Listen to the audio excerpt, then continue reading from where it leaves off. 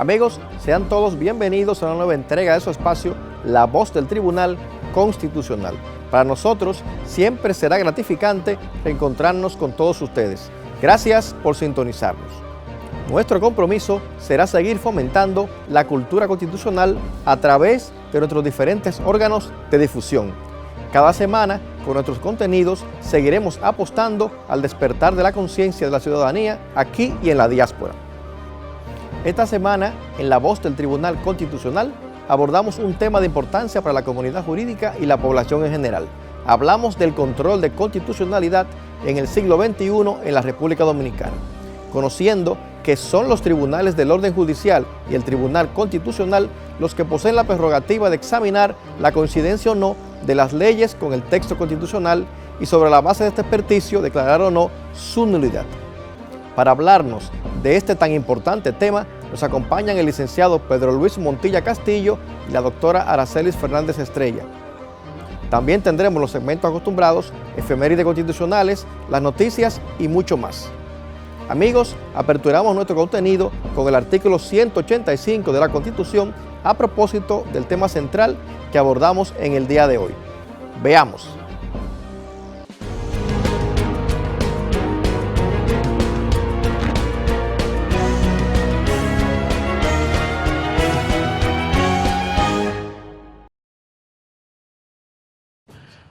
Artículo 185. Atribuciones. El Tribunal Constitucional será competente para conocer en única instancia: 1. Las acciones directas de inconstitucionalidad contra las leyes, decretos, reglamentos, resoluciones y ordenanzas, a instancias del Presidente de la República, de una tercera parte de los miembros del Senado o de la Cámara de Diputados y de cualquier persona con interés legítimo y jurídicamente protegido. 2. El control preventivo de los tratados internacionales antes de su ratificación por el órgano legislativo. 3. Los conflictos de competencia entre los poderes públicos a instancia de uno de sus titulares. Y 4. Cualquier otra materia que disponga la ley.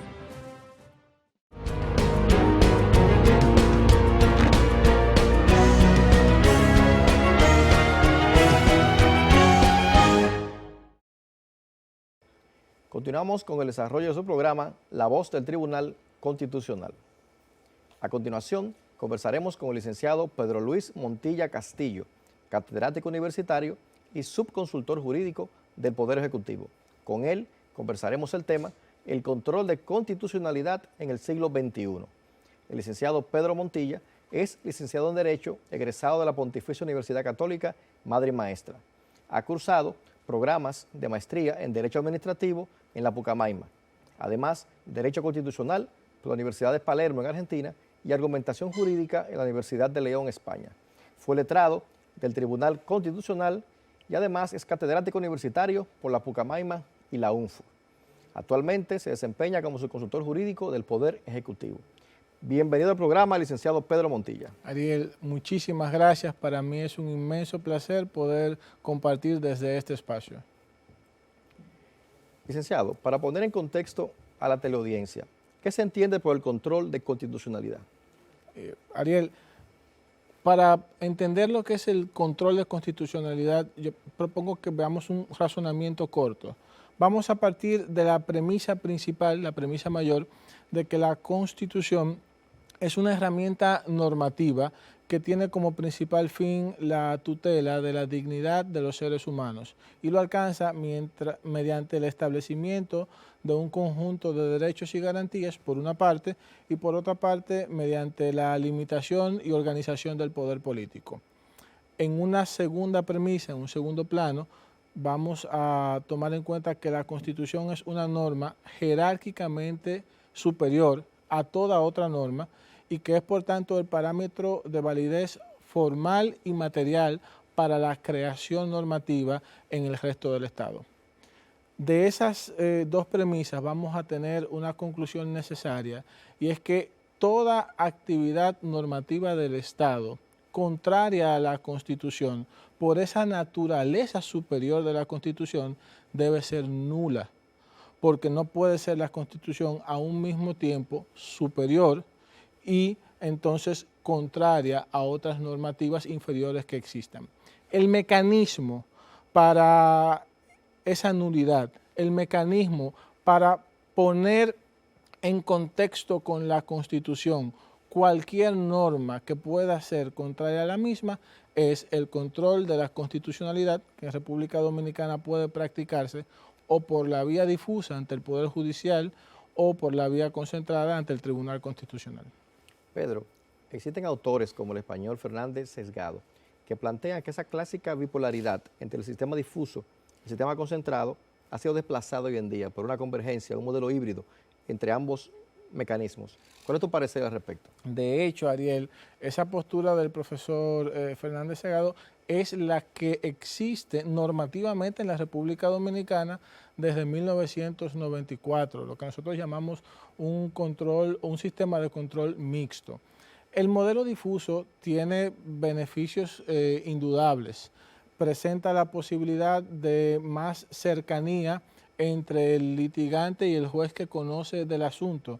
El juez en el modelo difuso puede tener mucho más contacto con la situación fáctica que ha de justificar la inaplicación de la norma reputada inconstitucional. Va a responder de una manera mucho más rápida. Nos va a permitir que en la más recóndita jurisdicción del país, el juez, cualquiera que sea su tipo, sea un juez constitucional, lo que le ofrece presentar remedios procesales, remedios jurídicos a las más distintas situaciones que quizás el legislador no ha previsto adecuadamente o que han devenido inconstitucionales en la medida en que avanza la sociedad y con ella pues también el sistema jurídico. Pero más allá de esos beneficios de ese sistema difuso, el sistema concentrado, el modelo concentrado, presenta también beneficios importantes como la formulación de un esquema de precedentes, como digamos que la innovación de las sentencias atípicas que tenemos a partir de la Constitución del 2010 y sobre todo de la Ley 137.11, permite un diálogo del Tribunal Constitucional con los poderes del Estado y así una articulación normativa más importante. De modo que yo creo que ambos modelos tienen aspectos de muchísima importancia y por lo tanto el sistema mixto es quizás el más conveniente, lo que no quita que los otros dos modelos puedan ser exitosos en los contextos en los que han surgido. Pero en el caso dominicano, que los hemos tenido ambos por separado, sin duda la postura de Fernández Segado es la que se aplica y creo que es la más conveniente también.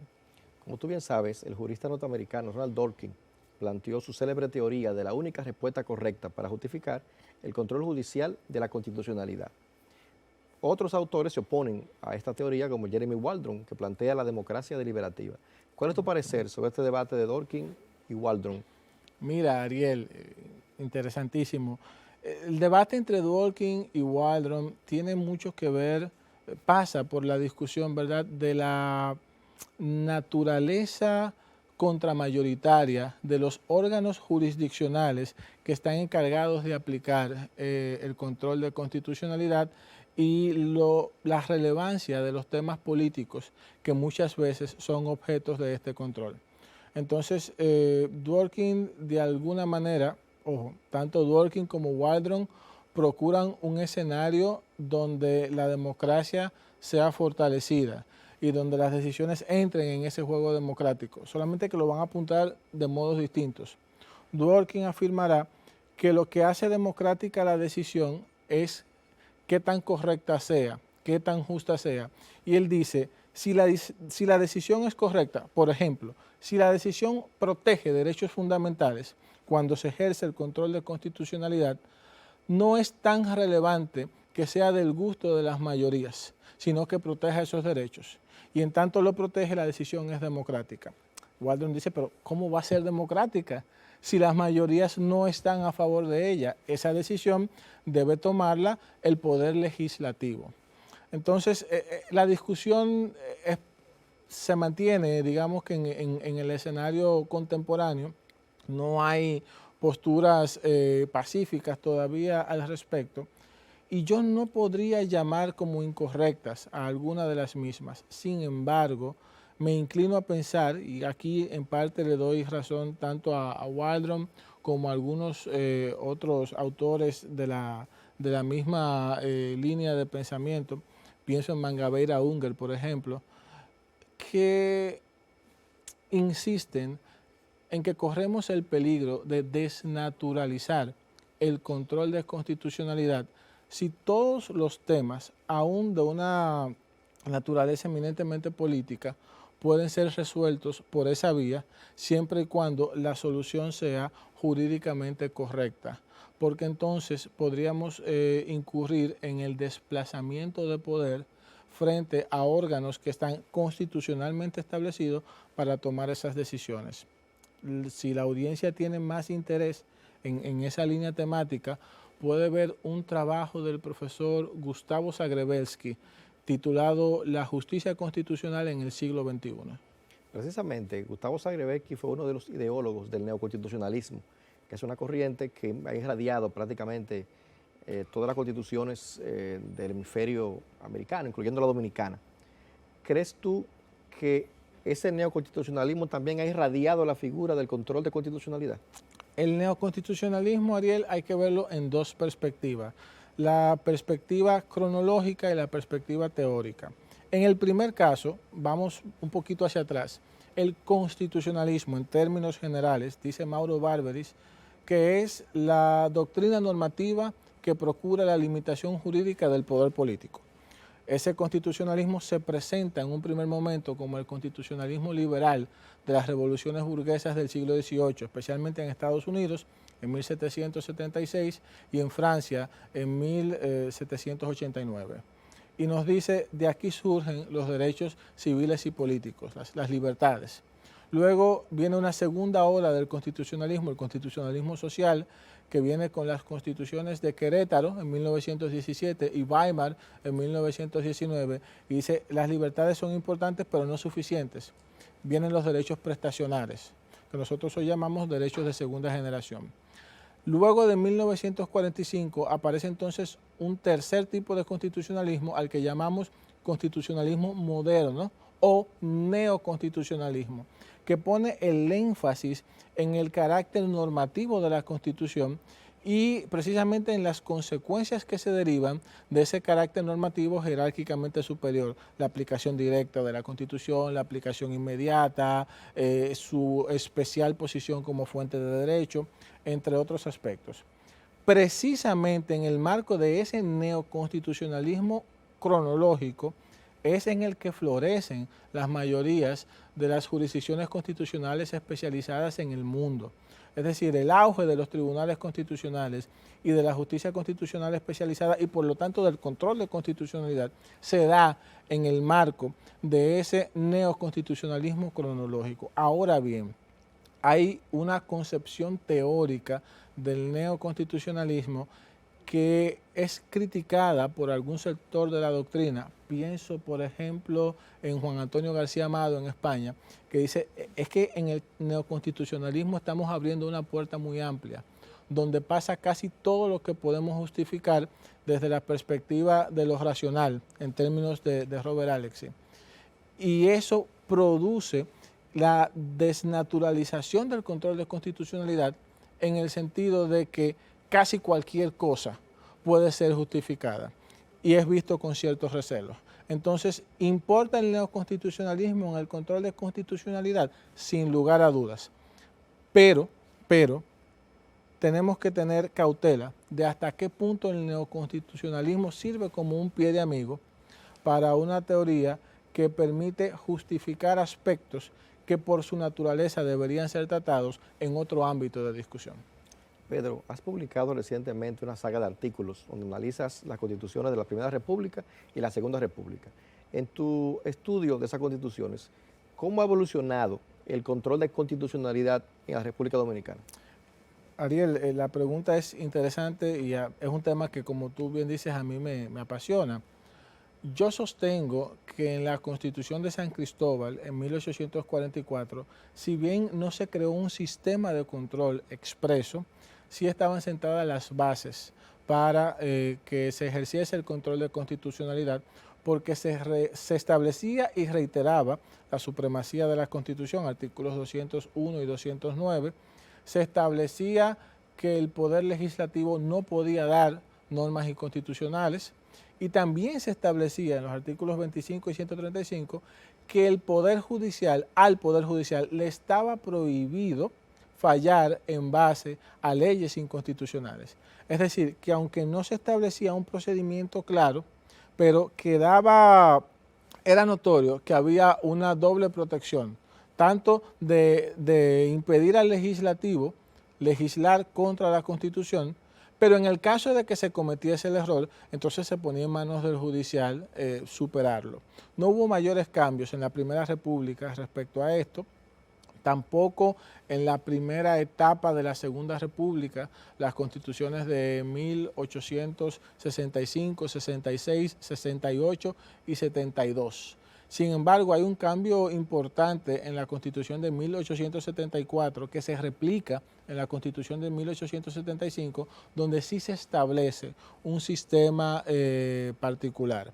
Esto desaparece a partir de 1877 y tenemos 30 años sin ninguna mención sobre el control de constitucionalidad en nuestras constituciones hasta la Constitución de 1907. En el marco de ese tiempo, Ariel, realmente tuvimos un retroceso significativo, llegando a decir nuestra Suprema Corte de Justicia en una sentencia de 1896 que no era potestativo de los jueces cuestionar la constitucionalidad de las normas legislativas, sino simplemente aplicarlas. En 1908 retomamos al esquema original en el que no se establece de manera puntual el control de constitucionalidad como sistema, pero se crean las condiciones para que exista.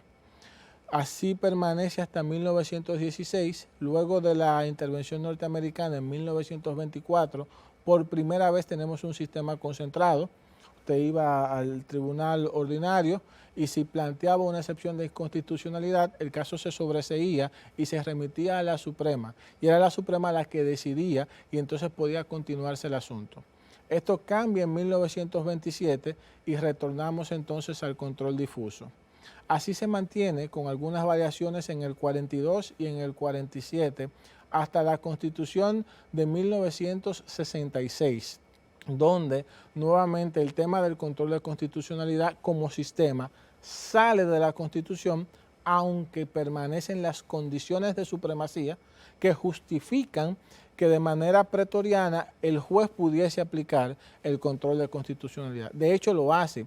Hay una sentencia de la Suprema Corte del 16 de diciembre de 1983, donde en base al entonces artículo 46 que establecía la supremacía constitucional, dicha Corte establece que existe en la República Dominicana el control difuso. Finalmente, en 1994, se diseña por primera vez un sistema mixto, como el que comentábamos hace poco, que se fortalece en la reforma del 2010, donde tenemos entonces un tribunal constitucional que es la jurisdicción constitucional especializada y un poder judicial ante el cual se ejerce la vía difusa. Pedro, en el siglo XIX tuvimos el control difuso, en el XX tuvimos el control concentrado. A tu juicio, ¿cuáles son los retos y desafíos que el siglo XXI impone a la figura del control de constitucionalidad? Es una pregunta muy, muy interesante, Ariel, porque al final, digamos que los principales retos aquí se pueden ver en dos grandes perspectivas. Una tiene que ver con la sobriedad que tienen los órganos que aplican ese control para no hacer del control de constitucionalidad una figura todopoderosa, contrario a la esencia misma del constitucionalismo. Y otra línea de retos y desafíos tiene que ver con el perfeccionamiento de ciertas figuras procesales, herramientas normativas que complementan el control de constitucionalidad porque nos permiten diseñar soluciones a problemas que no habíamos visto en el pasado, como ocurre con las sentencias atípicas, como ocurre con la inconstitucionalidad diferida, como ocurre con la posibilidad de abordar la interpretación de una norma y no necesariamente la desaparición de la disposición normativa, entre otras.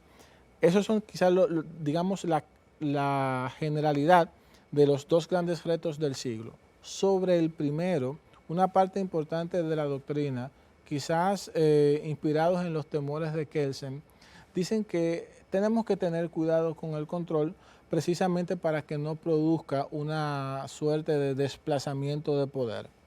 En esa misma línea, yo creo que un aspecto interesante para el caso local es que en el marco del control de constitucionalidad podamos crear un equilibrio entre el concepto de soberanía y un sistema de derecho cada día más globalizado. ¿Cuál es el parámetro de control constitucional hoy, siendo que la noción de bloque de constitucionalidad puede reformularse tanto?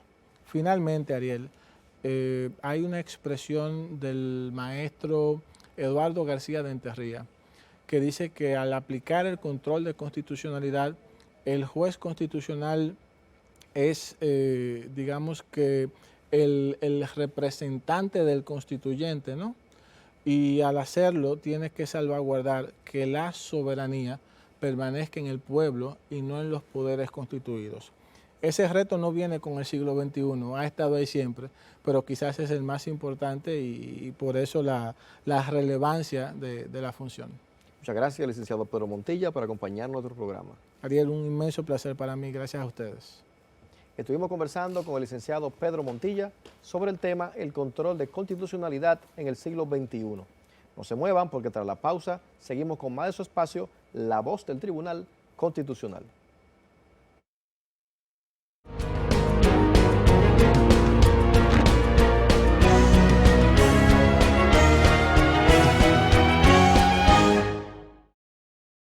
Por eso hoy en Estados Unidos se discute la necesidad de cambiar la mayoría 5-4 para una supermayoría, porque las decisiones 5-4, como serían en República Dominicana las decisiones 7-6, cargan una profunda ilegitimidad política en asuntos decisivos, como por ejemplo temas como lo que ha resuelto el Tribunal Constitucional, que a veces se resuelven 12-1 y la gente grita afuera. Imagínate, si se resuelven 6-7, aquí se va a armar la de Titingó, aquí se va a armar la fiesta de los monos a rabazo limpio, porque nadie va a creer que el séptimo llegó por obra del Espíritu Santo, sino por algún tipo de subterfugio que no es el propio de una justicia independiente. Por eso yo soy un profundo defensor de la supermayoría del Tribunal Constitucional. De hecho, ya nos están estudiando en Polonia. Hay todo un estudio sobre la supermayoría, estudiando el caso dominicano y teniéndolo como modelo para presentarlo para otros países, porque junto con Taiwán somos los casos donde tenemos supermayoría para todas las decisiones y ha funcionado magníficamente. Ahora México también quiere ver si puede también emular este sistema. Entonces no podemos nosotros ahora cambiarlo cuando nos comienzan a estudiar. Nosotros antes era la isla Galápagos, aquí venían a estudiar el Código Civil en su versión 1804, pero ya no, nos vienen a estudiar por las nuevas instituciones que hemos creado. La República Dominicana será sede de la 14ª Conferencia Iberoamericana de Justicia Constitucional, a celebrarse del 15 al 18 de mayo con la participación de más de 20 de los países miembros. Este año 2022, la conferencia tiene por tema Jurisdicción Constitucional, Ciudadanía y Libertad. Conoce más sobre este importante evento internacional accediendo a nuestro portal web www.tc.gov.do. 14ª Conferencia Iberoamericana de Justicia Constitucional, Jurisdicción Constitucional, Ciudadanía y Libertad, del 15 al 18 de mayo, Punta Cana, República Dominicana. Tribunal Constitucional de la República Dominicana, 10 años de justicia constitucional ciudadana.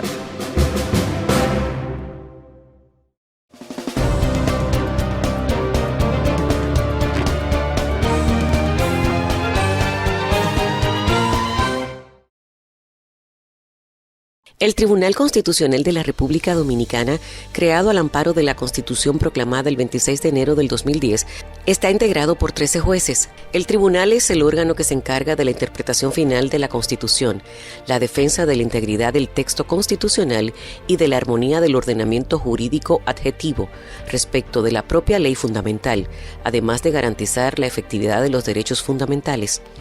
Los procedimientos que conoce el Tribunal Constitucional son los siguientes: revisión constitucional de sentencias de amparo, revisión constitucional de decisiones jurisdiccionales, control preventivo de los tratados internacionales, conflicto de competencia y acción directa de inconstitucionalidad.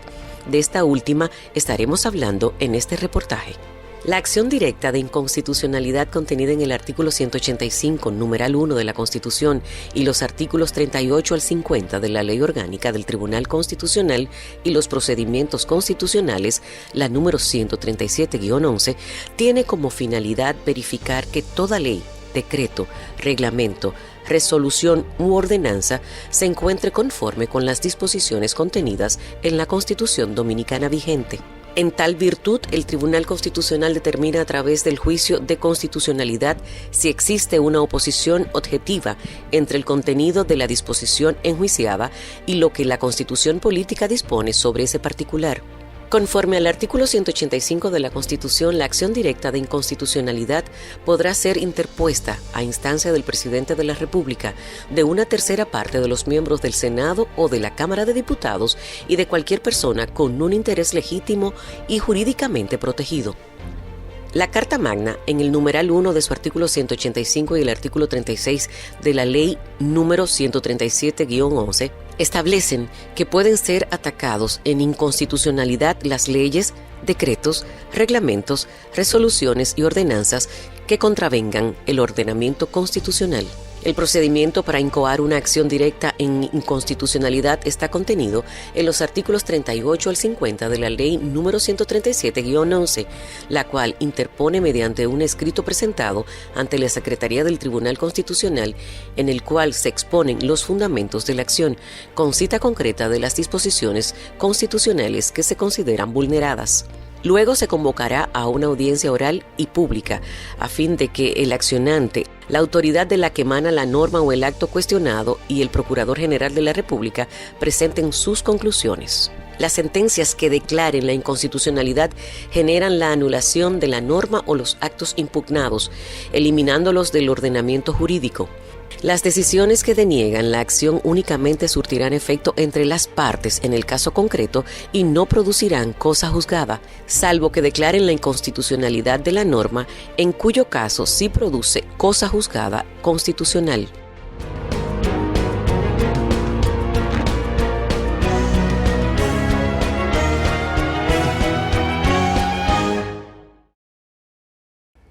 Continuamos con el desarrollo de su programa La Voz del Tribunal Constitucional. A continuación, conversaremos con la doctora Aracelis Fernández Estrella, letrada del Tribunal Constitucional. Con ella conversaremos sobre el tema la acción directa de inconstitucionalidad. La doctora Aracelis Fernández es licenciada en Derecho por la Universidad Autónoma de Santo Domingo, UAS, máster en Derecho Medioambiental por la Universidad Complutense de Madrid. Tiene diploma de estudios avanzados y un doctorado en Derecho Administrativo Sancionador para la Protección del Medio Ambiente por la Universidad Autónoma de Madrid. Bienvenida al programa, doctora Aracelis Fernández Estrella. Muchísimas gracias, Ariel, por la invitación. Aracelis, ¿qué es la acción directa de inconstitucionalidad? Bien. Bueno, en primer lugar, debemos señalar que al crearse el Tribunal Constitucional con la Constitución del 2010, en el artículo 184, se establecen tres funciones muy concretas al Tribunal Constitucional. La primera, garantizar la supremacía de la Constitución. La segunda, la defensa del orden constitucional. Y tercera, la protección de los derechos fundamentales. La acción directa de inconstitucionalidad es el procedimiento constitucional especialmente establecido para cumplir con esa primera función, que es la de garantizar la supremacía de la Constitución. ¿Cómo? A través del ejercicio de un control concentrado de todos aquellos actos jurídico públicos que se encuentran jerárquicamente por debajo de la Constitución, para determinar si estos actos son o no conforme a la Constitución, lo que Kelsen denominaba la regularidad de los actos estatales. Aracelis, ¿qué actos del poder público pueden ser impugnados mediante la acción directa de inconstitucionalidad? Bien, estos actos vienen establecidos en el artículo 185.1 de la Constitución y en el artículo 37 o 36 de la Ley 137.11, que es la Ley Orgánica del Tribunal Constitucional y de los procedimientos constitucionales. Ahí se establece que pueden ser objeto de una acción directa de inconstitucionalidad las leyes, los reglamentos, los decretos, las resoluciones y las ordenanzas. Este control puede realizarse bien por una acción o bien por una omisión. Luego también tenemos que la jurisprudencia, ¿verdad? La jurisprudencia del Tribunal Constitucional, a partir de su sentencia 5112, dijo que estos actos jurídico públicos tenían que ser de alcance general. Luego, este criterio que se venía aplicando en el Tribunal Constitucional desde esta decisión fue modificado a través de una sentencia de unificación de criterio, que fue la sentencia 502/21, en donde el tribunal viene a decir que en lo adelante no se exigirá ese carácter general que se venía exigiendo a esos actos que iban a ser objeto de un control concentrado de constitucionalidad, que no se les iba a exigir esa condición, sino que sería a partir de entonces el propio Tribunal Constitucional, en virtud del principio de autonomía, quien determinará cuáles podrían ser o no objeto de un control concentrado de constitucionalidad en el marco de una acción directa de inconstitucionalidad. ¿Qué se requiere para que un ciudadano pueda interponer una acción directa de inconstitucionalidad? Bien, los requisitos para interponer una acción directa de inconstitucionalidad, en cuanto, digamos, los requisitos de calidad que se exigen, vienen regulados en el artículo 37 de la Ley Orgánica del Tribunal Constitucional y de los procedimientos constitucionales. Concretamente, en relación a las personas físicas, ese artículo señala que debe acreditar un interés legítimo y jurídicamente protegido. ¿Ok? Ahora, ¿qué pasa? Ha sido la jurisprudencia la que ha precisado cuándo estos requisitos se cumplen.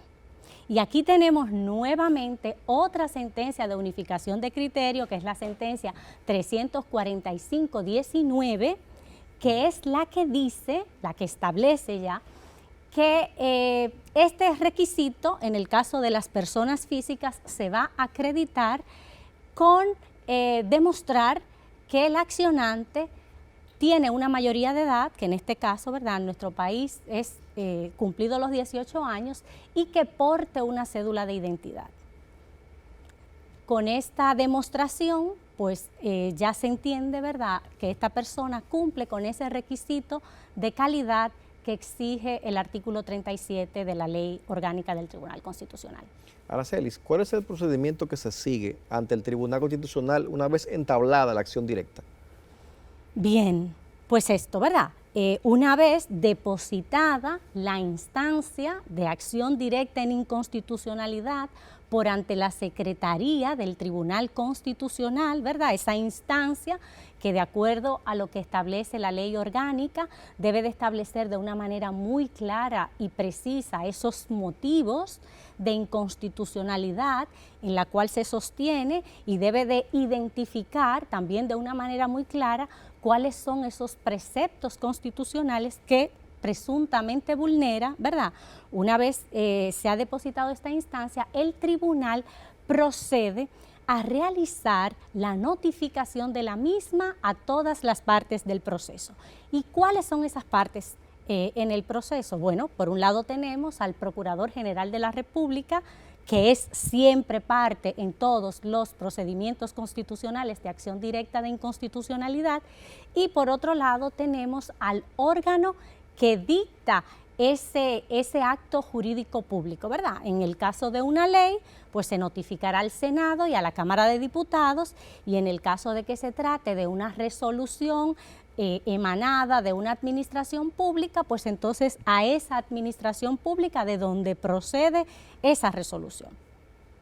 Se les va a notificar esta instancia para que en un plazo máximo de 30 días ellos presenten su escrito de opinión respecto de esa acción directa.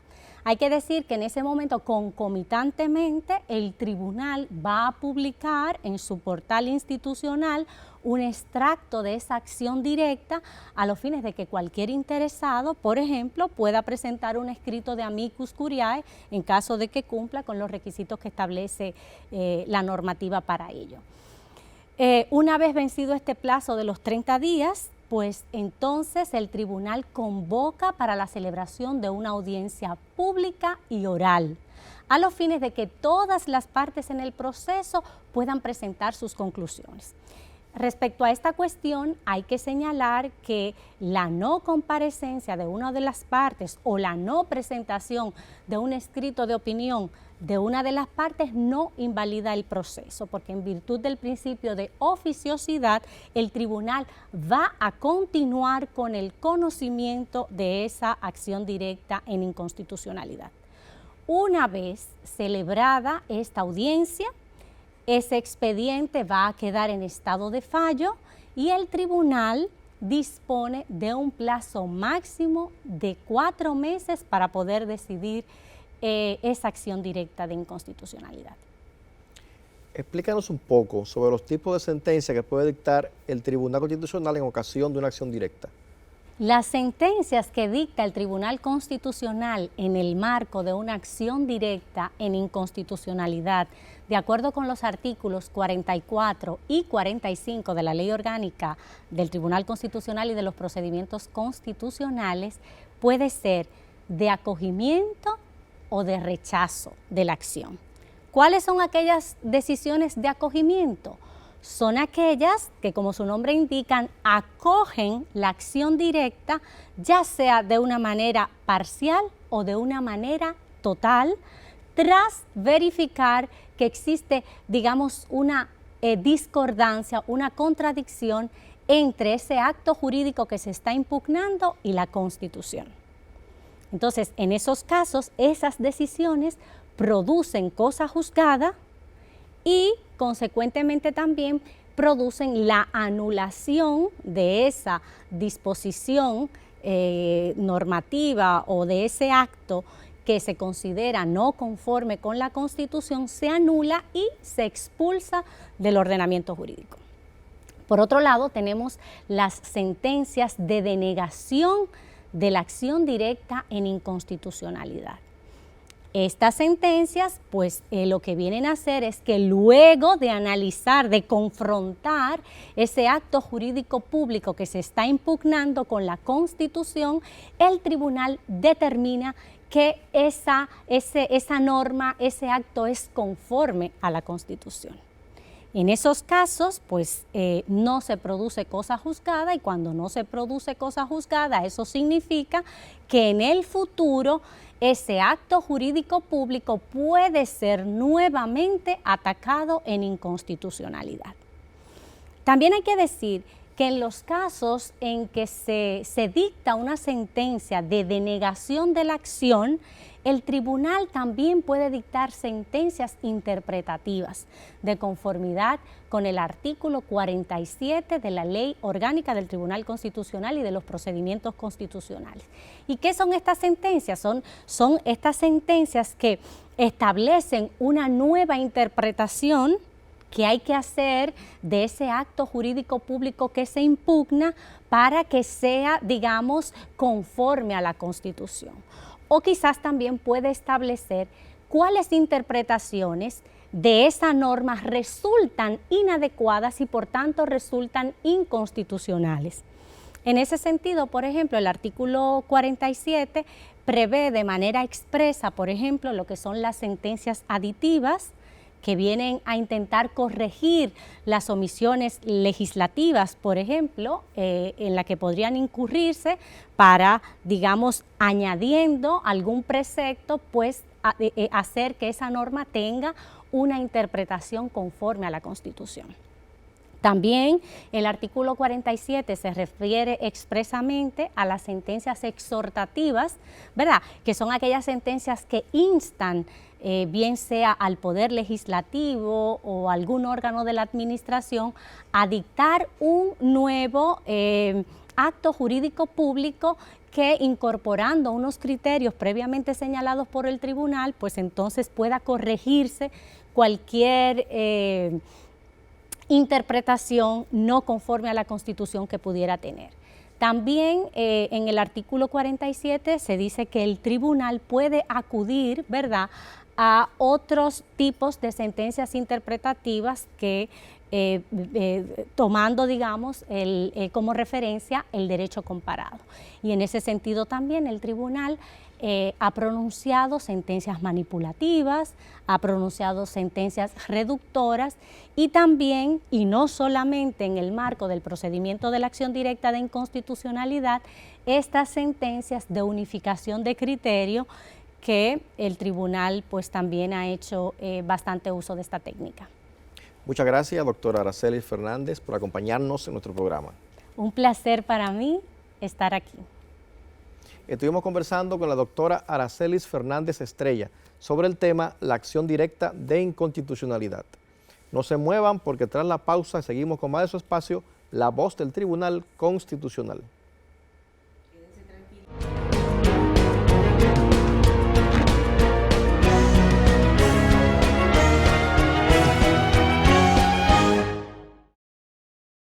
Y precisamente yo creo que la gran virtud del sistema constitucional dominicano es su justicia constitucional, por dos elementos fundamentales. Somos de los pocos países en donde tenemos el control difuso y el control concentrado, pero lo tenemos mezclados de una manera que no son como en Chile, separados en el modelo dual.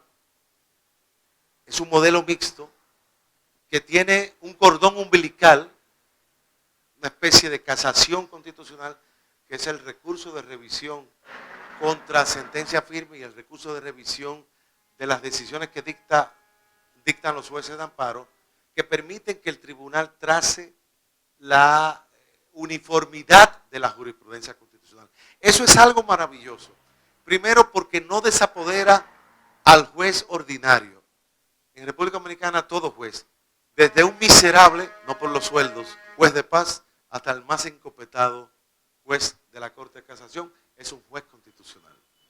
Pero sobre todo, el Tribunal Constitucional traza con sus precedentes, que son vinculantes en su ratio decidendi, no en su doctrina jurisprudencial, que puede inspirar, pero no es vinculante. Y ahí hay que hacer un trabajo de la comunidad jurídica, porque el Tribunal Constitucional no puede establecer cuál es el precedente. Eso es una tarea de la comunidad de intérpretes de la Constitución mediante los recursos de revisión que van dilucidando y van destilando lo que es el precedente constitucional. Y es una justicia constitucional que ni es rápida ni es lenta. Es una justicia constitucional de calidad, no de cantidad. No es como la Corte Constitucional Colombiana, que tiene que conocer muchos recursos. Pero tampoco es la Suprema Corte de los Estados Unidos, que conoce 85 casos por año. Estamos en un término medio. Y pienso yo que eso es lo que ha mantenido el prestigio, lo que ha mantenido la legitimidad del Tribunal Constitucional. Y sobre todo, lo más importante, es un Tribunal Constitucional donde cada mayoría política puede dejar su impronta, como la va a dejar el presidente Luis Abinader en la próxima conformación del Tribunal Constitucional, con la rotación periódica. Algo maravilloso. Y lo mejor, la supermayoría. 9-4 para evitar la ilegitimidad que produce en los Estados Unidos las decisiones 5-4. Eso es algo maravilloso y solo está en el sistema dominicano.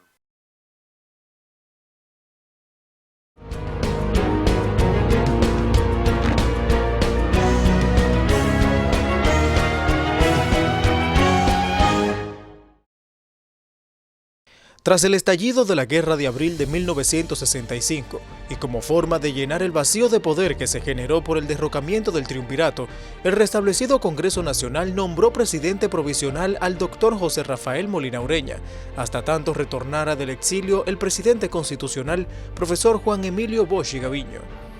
Una vez juramentado ante el Congreso que había sido elegidos en diciembre de 1962, Molina Ureña ocupó el Palacio Nacional, pero luego de un proceso de negociaciones para impedir derramamiento de sangre por la guerra, decidió asilarse en la Embajada de Colombia. Frente a esa realidad, el 4 de mayo de 1965, el Congreso juramentó como presidente constitucional de la República al coronel Francisco Alberto Caamaño Deñó, en un acto que tuvo como escenario el baluarte del altar de la patria. El coronel Caamaño Deñó gobernó hasta el 31 de agosto, cuando el gobierno constitucionalista que encabezó y el de Reconstrucción Nacional, presidido por Antonio Inver Barrera, firmaron el Acta de Reconciliación Nacional, al amparo de la Organización de Estados Americanos OEA. El acuerdo estableció que el nuevo gobierno duraría 9 meses, periodo en el cual debió organizar elecciones para junio de 1966 y que el gobierno surgido de esos comicios debía convocar una asamblea constituyente para dictar una nueva constitución. En su discurso de entrega del poder, el coronel Caamaño Deñó dijo: «Porque me dio el pueblo el poder, al pueblo vengo a devolver lo que le pertenece. Ningún poder es legítimo si no es otorgado por el pueblo».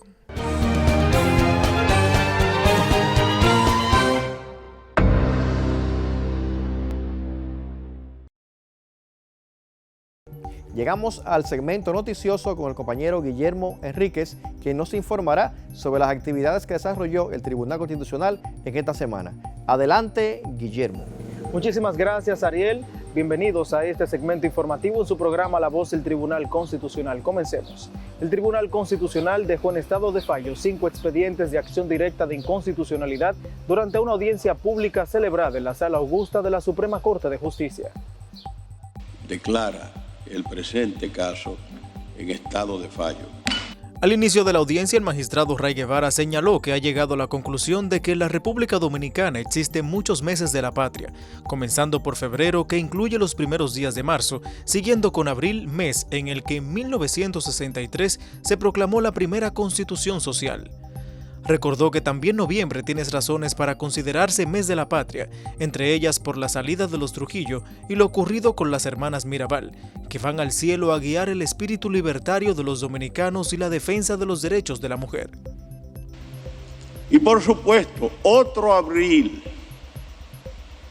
el pueblo dominicano fue el protagonista de la más hermosa revolución de América, la revolución constitucionalista que se convirtió en una guerra patria y que son faros de recuerdo libertario que animan el quehacer cotidiano de las dominicanas y de los dominicanos. De manera que nosotros estamos en el mes de abril, en otro mes de la patria, y estamos aquí sirviendo al pueblo dominicano en esa inmensa e inconmensurable tarea de garantizar la supremacía de la Constitución, la defensa del orden constitucional y la protección de los derechos fundamentales.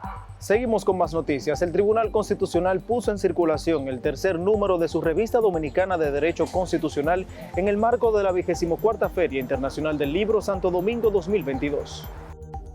La publicación compila conferencias y ensayos de destacados juristas nacionales e internacionales sobre relevantes temáticas relativas al derecho constitucional comparado.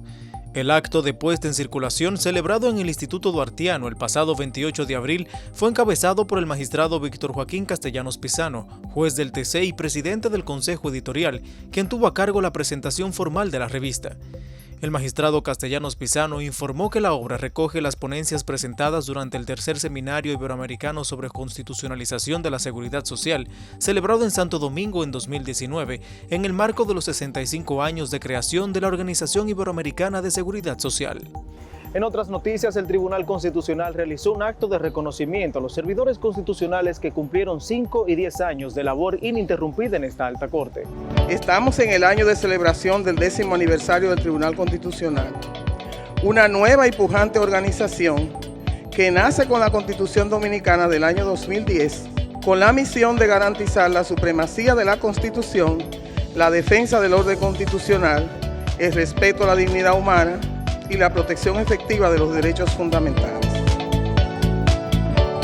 Es un orgullo ser parte de esta gran familia constitucional. Y en estos 5 años de labor interrumpidas, hemos forjado lazos que sin lugar a duda sobrepasan las relaciones meramente laborales.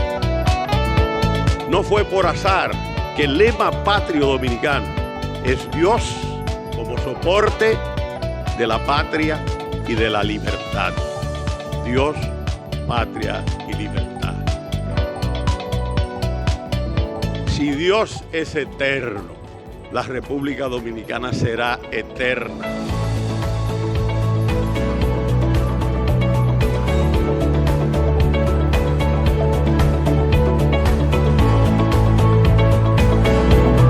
Es una comunidad de personas vinculadas, compartiendo una misma misión al servicio de la ciudadanía. Yo quiero que ustedes se tributen un gran aplauso porque lo merecen. Seguimos con más. El magistrado presidente del Tribunal Constitucional, doctor Milton Ray Guevara, presentó la obra de Estados de Excepción en la República Dominicana, declaratoria ante el COVID-19 del doctor Johnny Nieves Gil. Esta interesante obra, producto de su trabajo de investigación para optar por la licenciatura en Derecho, explora de manera sencilla y pormenorizada los aspectos teóricos de los estados de excepción en un contexto general y luego aborda el caso dominicano explorando su regulación y antecedentes. El presidente del TC resaltó que la obra se incorpora a la bibliografía jurídica nacional como una novedosa contribución, tras considerar que la claridad con que aborda los temas, la estructura y sistematización son elementos destacables que facilitan su estudio y lo convierten en contenido útil para juristas y público en general.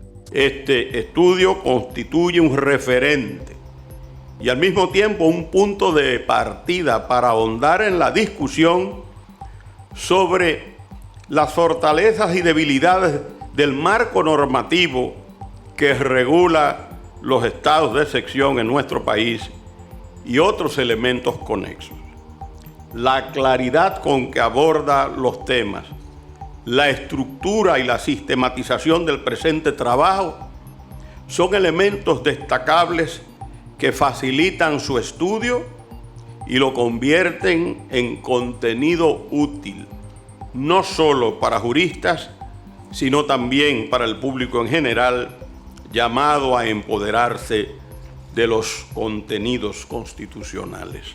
Cambiamos de tema. El Tribunal Constitucional, a través del Centro de Estudios Constitucionales, realizó el primer coloquio constitucional virtual con el objetivo de promover iniciativas sobre el estudio del derecho constitucional y los derechos fundamentales. Al iniciar su intervención, el presidente del TC, magistrado Milton Ray Guevara, se refirió a los principales elementos presentes en el origen y la evolución del constitucionalismo dominicano, enfatizando que este nace de manera errónea y que a pesar de tener como origen la Constitución de 1844, de inspiración liberal, el virus del autoritarismo se le inoculó a partir del artículo 210 que sirvió para fusilar a héroes destacados en la historia dominicana. Desafortunadamente empezamos mal con el 210, pero peor, el proyecto de ley fundamental de Juan Pablo Duarte no tuvo ninguna importancia trascendente en la elaboración de nuestra primera Carta Magna. Y no hay duda de que el dominicano de mayor formación política, de mayor entendimiento de lo que eran las instituciones políticas extranjeras, era Juan Pablo Duarte a raíz de su viaje por los Estados Unidos, por Nueva York, por Francia, por Londres y sobre todo impresionado grandemente por los fueros de Cataluña. Hay un reto muy importante, y no solo para nosotros, sino en sentido general, y es el conciliar la libertad de expresión a través de los medios digitales con el derecho al honor y al buen nombre y a la imagen.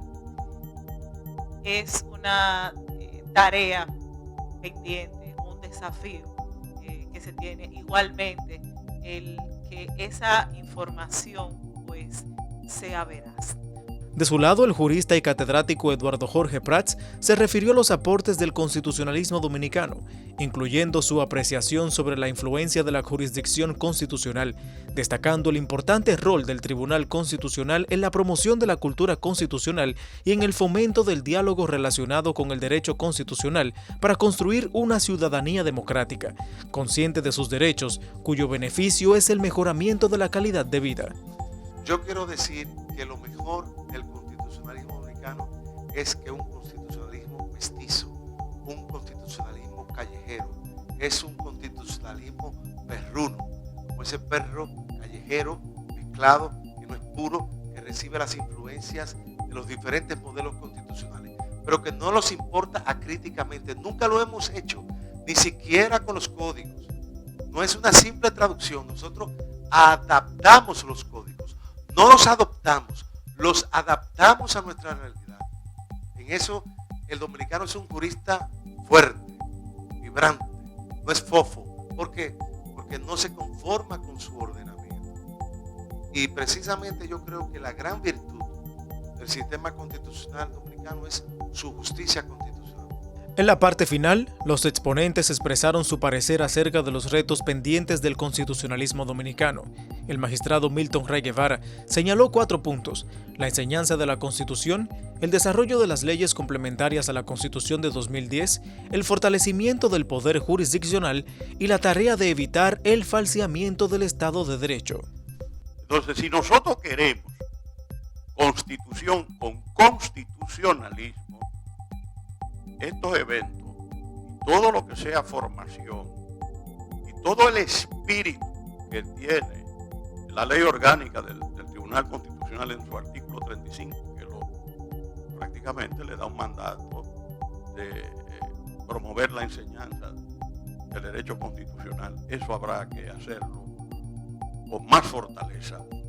Es la única manera que nosotros podremos tener constitución con constitucionalismo y barrer, y parar, y separar y evitar que el autoritarismo esté permeando las instituciones. Con esta información llegamos a la parte final de este segmento informativo de su programa La Voz del Tribunal Constitucional, exhortándoles a que amplíen más acerca de estas y otras informaciones accediendo al portal web www.tc.gov.do. Ariel, pasamos contigo a los estudios. Guillermo, gracias por este resumen informativo. Agradecidos por su sintonía y esperando que haya sido de su agrado el contenido de hoy, esperándoles cada semana en esta cita de su espacio, La Voz del Tribunal Constitucional. Recuerde que puede ver este episodio y todas las ediciones del programa en nuestro canal de YouTube, Tribunal Constitucional, justo en la lista de reproducción La Voz del Tribunal Constitucional, así como seguirnos en todas nuestras plataformas digitales, además de escucharnos on demand en Speaker, Spotify, Google y Apple Podcasts. Nos reencontramos la próxima semana, donde nos comprometemos a llevarle un contenido que resulte de interés para todos, para desde el Tribunal Constitucional seguir impartiendo justicia constitucional ciudadana. Hasta la próxima.